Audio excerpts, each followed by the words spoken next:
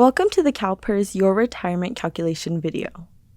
Before we get to the main presentation, let's take care of some housekeeping items. To provide you with a future reference and to make your note-taking easier, we've provided a presentation notes and resources document.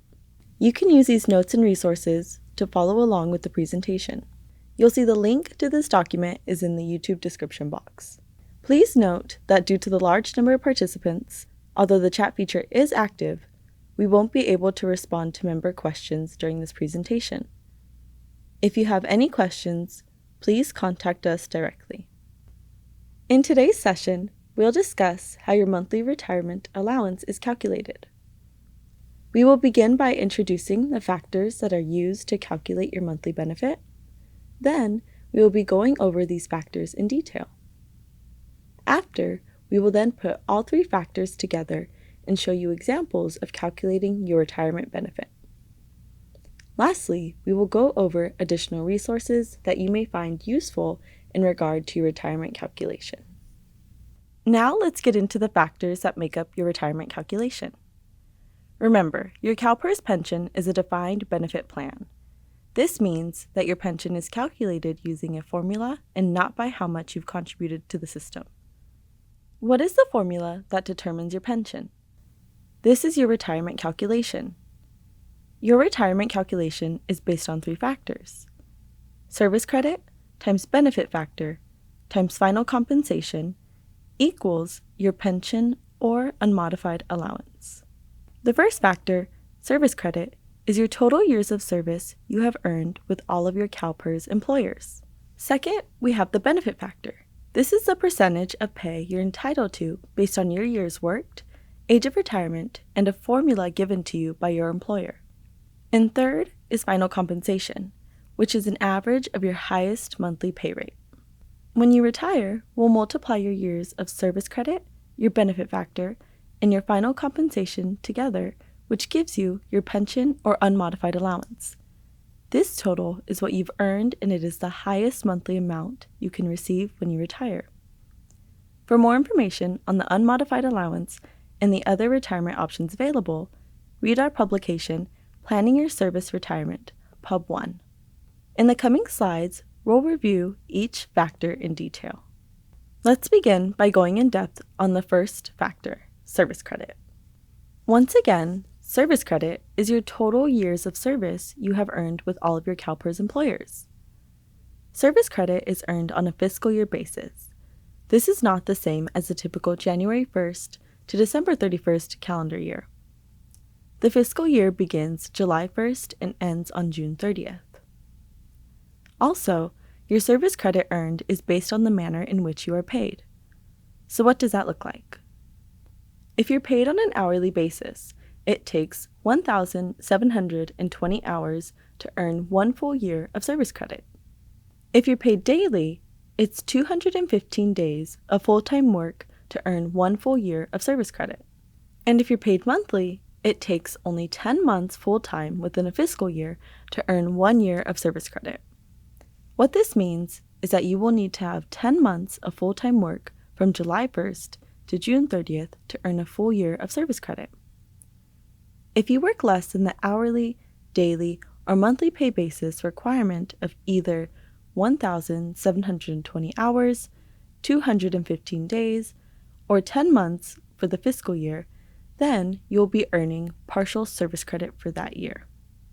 Now that we have gone over how service credit is earned, let's look at an example of how service credit is earned for a member who's paid on a monthly basis.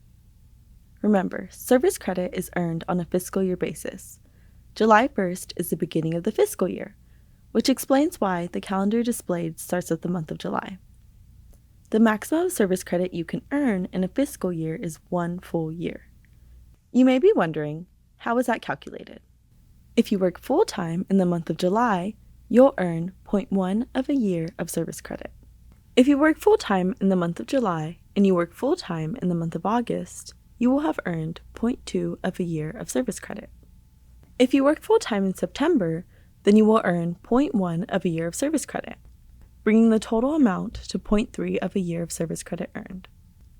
In October, November, December, and through April, you work full-time. From July to April, you have earned the maximum amount of service credit for the year. Why is that? As shown, each month of full-time work is worth 1/10 of a year. If you add up July to April, that equals 1 year of service credit earned. As you can see, you only have to work 10 months full-time to earn a full year of service credit. Considering you likely work all 12 months in a fiscal year, what does that mean for what service credit you earn in May and June? So you worked full-time in both May and June, but you did not earn service credit for those 2 months. You do not earn service credit for May and June because you have already completed 10 months worth of full-time work. Once again, as shown, by adding up 1/10 each month from July to April, you can see that the 10 months equals 1 full year of service credit. Now that we went over how a year's worth of service credit is earned for a member who's paid on a monthly basis, let's dive into another example.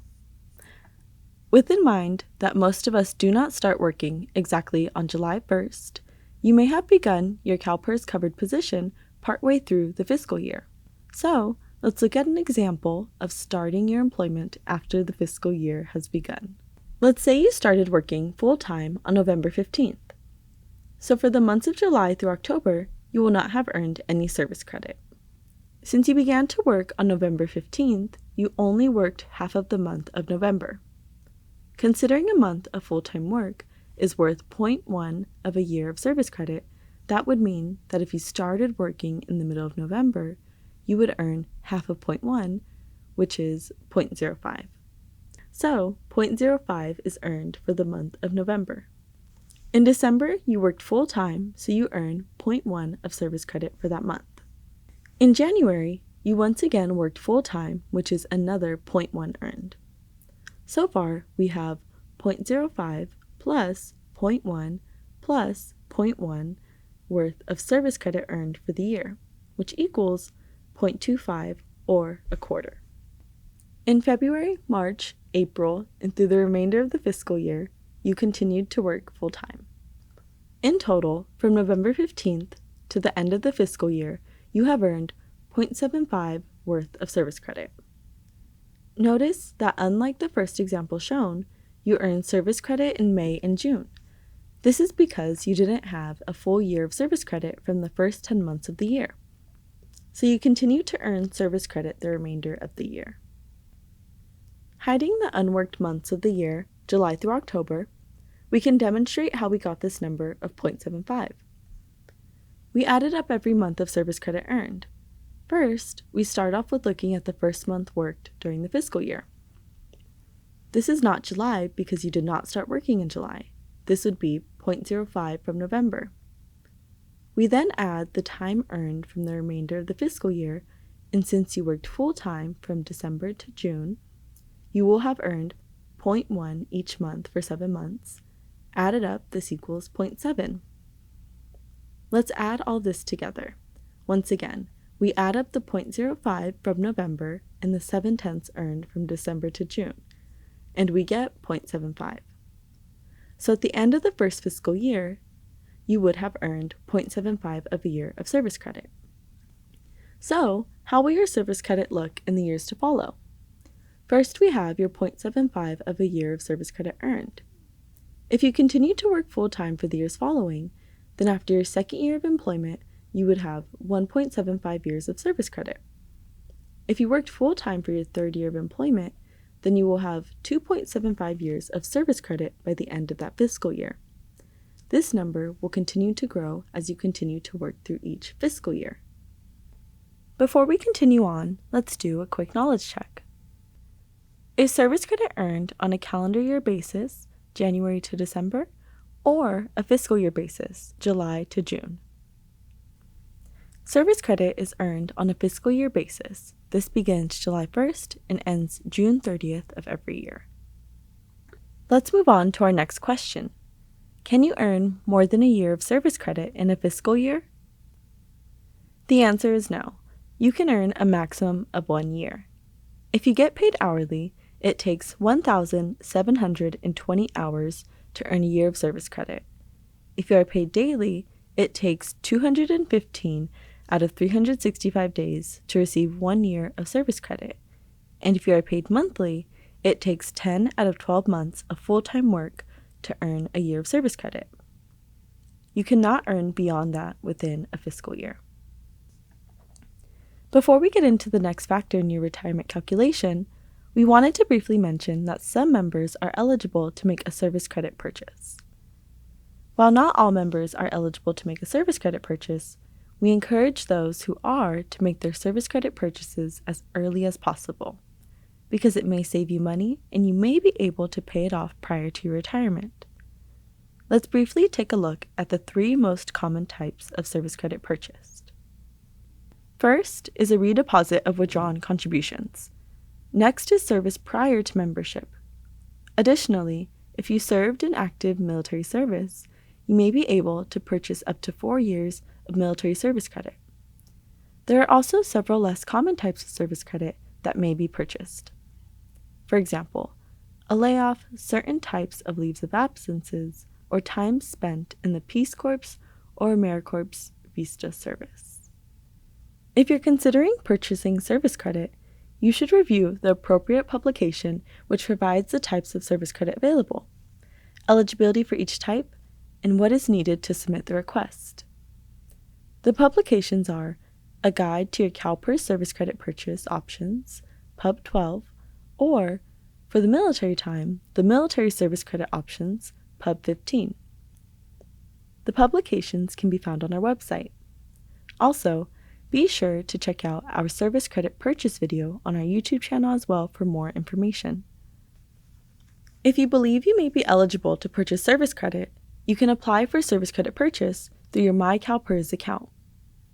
If you select the retirement drop-down, there's a service credit purchase link. There, you'll find eligibility requirements for the different types of service credits you may be able to purchase, and links to additional forms and publications. As you go through the application process, you will see an estimate amount of the cost to purchase service credit. For those eligible, we'll send you the service credit election package. If you want to make the purchase, you must make the election by the expiration date provided. Now that we have gone over service credit, let's go over the next part of the calculation, which is the benefit factor. Each CalPERS retirement formula comes with a percentage that helps calculate your retirement and ultimately helps in determining your pension. This percentage is called a benefit factor. The benefit factor defines a percentage of pay you're entitled to for each year of service credit. It is the percentage of your final salary that you will receive for each year of service credit when you retire. It is also determined by the age at which you retire. Benefit factors start at age 50 or 52, depending on the formula you are under with your employer and when you were hired. If you are unsure of your retirement formula, you can log in to your MyCalPERS account. Select Retirement Summary from the Retirement drop-down tab, then scroll down until you see Service Credit History. This section provides your retirement formulas, employers, and a breakdown of your service credit by employer. Let's take a quick look at a brief breakdown of the benefit factor formula. Let's say your formula is 2% at 55. You can retire as early as age 55, but the benefits are reduced if you retire before that age. The 2% refers to the percentage of your highest average annual salary you will receive for each year of service credit. Years of service. The benefit is calculated based on the number of years you have worked in a CalPERS covered job. It is important to note that if you are a state and local safety member under the 3% at 50 formula, you do not need to worry about the birthday quarters because the percentage is fixed at 3%. With in mind that your benefit factor is based on your age, percentage in your given formula in years of work, let's discuss how your birthday can increase your benefit factor. For example, if your birthday is on March 10th, your birthday quarters would be as follows. Considering 3 months after March 10th is June 10th, on June 10th, that is 1 birthday quarter. Then we have the half year, which is September 10th. Of course, the half year in September is followed by 3/4 of a year on December 10th, and so on. You may want to pick a retirement date that coincides with one of your birthday quarters in order to receive a higher percentage of your final compensation. You must retire on or after your birthday or birthday quarter to receive an increased age factor. Once you reach the maximum age for your formula, your age factor no longer increases, but you can still increase your amount of service credit and rate of pay, which increases your monthly benefit when you retire. Let's look at an example of a benefit factor formula chart.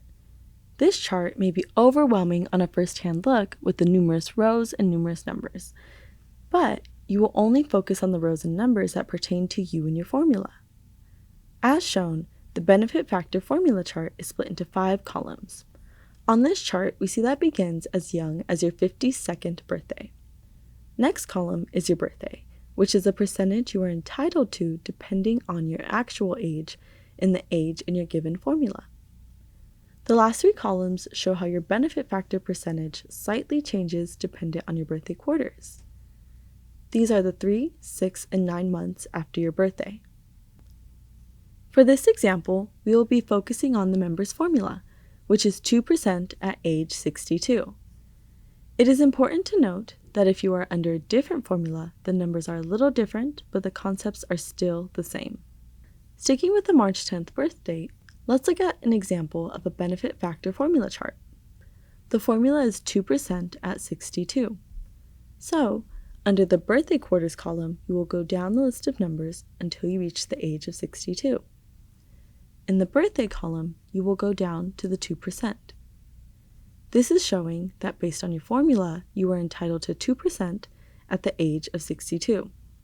Next, we will see how your benefit factor slightly increases every birthday quarter, or exactly every 3 months after your birthday. As mentioned, every 3 months after your birthday, there is a slight increase in your benefit factor. So, if the formula is 2% at 62, and you wait 3 months after your 62nd birthday to retire, your benefit factor will increase. By how much? Under the third column, we see that if you wait 3 months after your March 10th birthday, then on June 10th, your benefit factor will slightly increase to 2.025%. What if you want to wait another birthday quarter, or 6 months after March 10th to retire? If you wait to retire on September 10th, your benefit factor will increase to 2.05%. As you can see, your benefit factor increases 0.025% exactly every 3 months after your March 10th birthday. So now, what if you wanted to retire on November 12th at the age of 64? Considering November is 8 months after your March 10th birthday, you will have passed 2 birthday quarters this birth year, bringing your total to 2.25%. But since you have not reached your 3rd birthday quarter of December 10th, you will not be eligible for an increase of 2.275%. But if you waited 4 more weeks to retire on December 10th, your percentage would reach 2.275. This is important to note because the exact day you retire will impact your benefit factor percentage. Now, does the benefit factor percentage increase forever? It does not. For this example of 2% at 62, when you turn 52 on March 10th, you are beginning at 1%. This grows by 0.025 every 3 months until you reach 67 years old. At the age of 67, your percentage reaches a maximum at 2.5%. To find the chart for your formula, visit our website at www.calpers.ca.gov and search for benefit factor charts. If you worked for more than one CalPERS employer, you may have more than one retirement formula. In that case, we calculate each separately based on the service credit earned under each formula and then add the totals together. Now let's go into the third part of the calculation, final compensation. First, it'll be helpful to define what compensation is. Then we will talk about final compensation. Compensation is defined as payment to employees for service performed during normal work hours or for time during which employees use vacation, compensatory time off, sick leave, or other types of leave. As you work each day, you are compensated for that by getting paid. You can also get compensated or paid for work hours by using vacation, sick leave, compensatory time off, or other types of leave. Your employer may report items of special compensation in addition to your base pay rate. Special compensation may include payment for special skills, knowledge, abilities, work assignments, and so on. Check with your employer to find out what types of pay are reported for you. The final compensation used as part of your calculation is based on your highest average full-time monthly pay rate for either 12 or 36 consecutive months of employment, depending on your employer's contract and when you first became a CalPERS member. It is not based on your earnings. For example, if you work part-time, your earnings are lower. We still use your full-time equivalent pay rate to determine your final compensation, although you are earning less service credit working part-time. Some safety formulas have a cap on the percentage of final compensation that can be received. The final compensation for school employees who work 10 or 11 months a year will be calculated based on the actual number of months worked within the period to be used. This averaging will lower the final compensation. Additionally, you may have time where you worked under the Public Employees Pension Reform Act, or PEPRA, and time where you didn't, called classic membership. If this situation applies to you, and you have service under both PEPRA and classic membership, then the highest final compensation earned under each formula will be used to calculate the time in that formula. Let's look at an example of a final compensation calculation if you plan to retire on November 1st. In this example, the final compensation period is 12 months.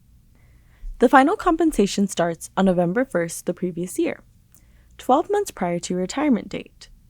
For the first 6 months from November 1st to April 30th, your pay rate was $4,400 per month, for a total of $26,400.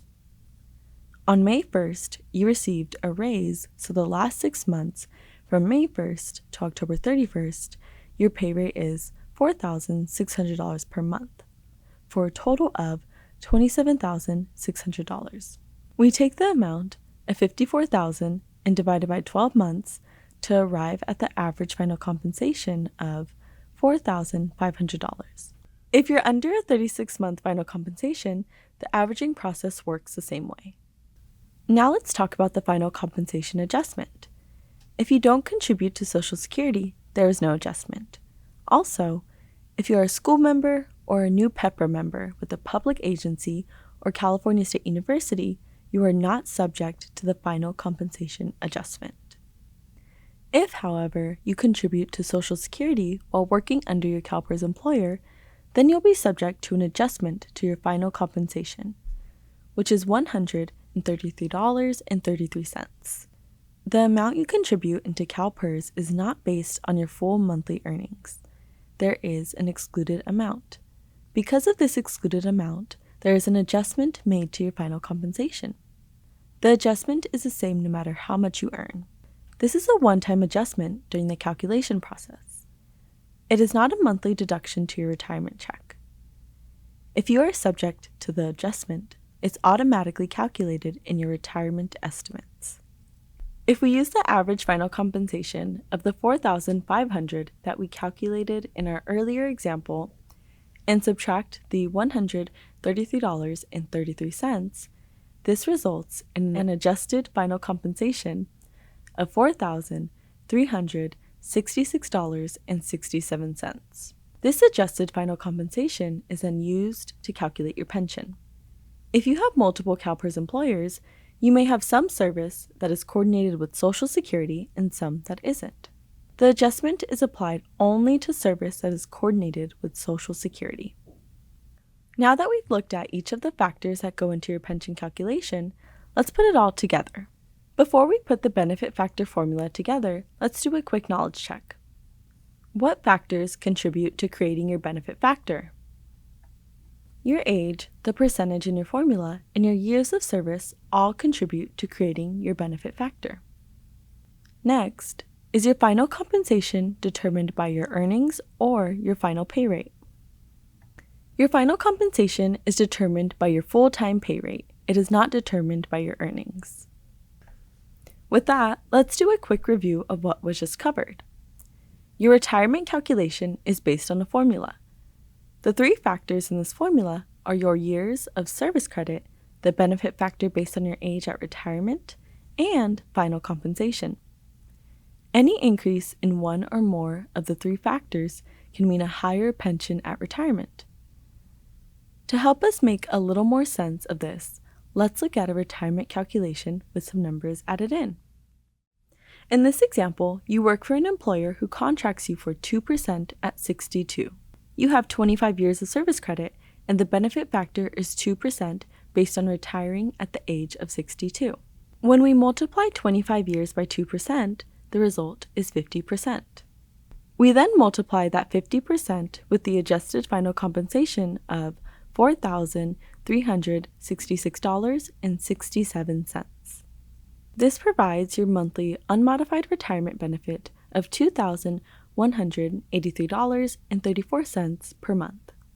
So what would happen if you decide to wait another 6 months before you retire? You will have increased your service credit to 25.5 years, and because you waited 6 months, your benefit factor increases to 2.05%.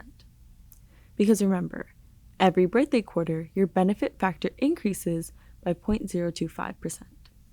We multiply these together to equal 52.4%.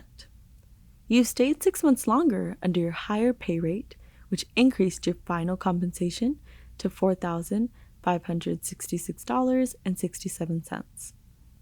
When we multiply that with 52.4%, we get the unmodified allowance or your monthly retirement benefit of $2,396.59. By waiting 6 more months to retire, your unmodified allowance or pension increases by $213 per month.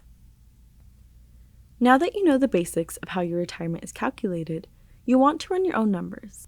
The Retirement Estimate Calculator found in your MyCalPERS account allows you to run various scenarios, such as if you took a higher paying position, or maybe you want to see the difference between retiring at age 62 or waiting until 65. You can run estimates for both scenarios and more using the calculator. And you can save your estimate scenarios for review in the future. If you have specific questions that weren't answered, there are several ways you can contact us. Log into your MyCalPERS account and send a secure message. Schedule a virtual or in-person appointment. Select the appointment reason provided that best fits your needs. Another way to contact us is by phone. Our CalPERS representatives are available from 8 to 5 Monday through Friday. In most cases, they can assist you in a single call. Call us at 888-CalPERS, 888-225-7377. This video will stay posted here on YouTube, so you can come back and catch what you might have missed. All of our previous videos are also available on our YouTube channel. You will also have access to the link for the presentation notes and resources. Our presentation today was intended to provide you information on your retirement calculation. Please note that CalPERS is governed by the Public Employees Retirement Law. The information in this presentation is general. The retirement law is complex and subject to change. If there is a conflict between the law and the information presented in this presentation, all decisions will be based on the law. Later today, you'll receive an email with a short evaluation. Please answer all the questions, as it's important for us to get your feedback to help us improve these presentations. Thank you for taking time out of your day to attend this presentation, and have a great day.